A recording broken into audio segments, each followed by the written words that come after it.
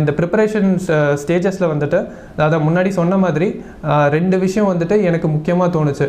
ஒன்று வந்துட்டு அதை நான் பண்ண தவறுகள், ஆரம்ப காலத்துலேயே வந்துட்டு இந்த தவறை பண்ணாமல் இருந்திருந்தால் முன்னாடியே பாஸ் பண்ணியிருப்பேன் அப்படிங்கிறது என்னோட எண்ணம்.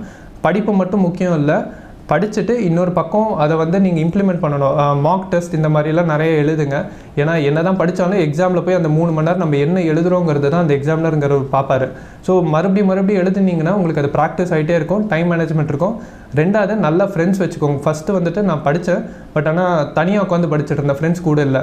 அப்போது வந்துட்டு என்ன ஆகும்னா எனக்கு ஒரு சில நேரம் விரக்தி ஏற்படும், நம்ம படிக்கணுமா இன்னும் அப்படிங்கிற ஒரு விரக்தி ஏற்படும். படிக்கிற நேரம் வந்துட்டு அதிகமாகும், ஸ்பீட் கம்மியாகும். ஸோ இந்த மாதிரி இன்எஃபிஷியண்ட்டாக இருக்கும். ஃப்ரெண்ட்ஸ் இருந்தாங்கன்னா வந்துட்டு நீங்கள் நிறையா வந்து பாயிண்ட் ஷேர் பண்ணிப்பீங்க.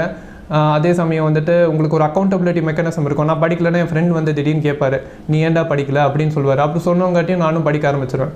ஸோ இந்த மாதிரி ஒரு அக்கௌண்டபிலிட்டி மெக்கானிசம் இருக்கும். பட் ஆனால் இந்த முக்கியமான விஷயம், நல்ல ஃப்ரெண்ட்ஸ் வச்சுருங்க. நீங்கள் பாஸ் பண்ணணும்னு அவர் நினைக்கணும், அதே மாதிரி நீங்கள் அவர் பாஸ் பண்ணணும்னு நினைக்கணும். அந்த மாதிரி ஃப்ரெண்ட்ஸை கூட எப்பயுமே வச்சுக்கோங்க.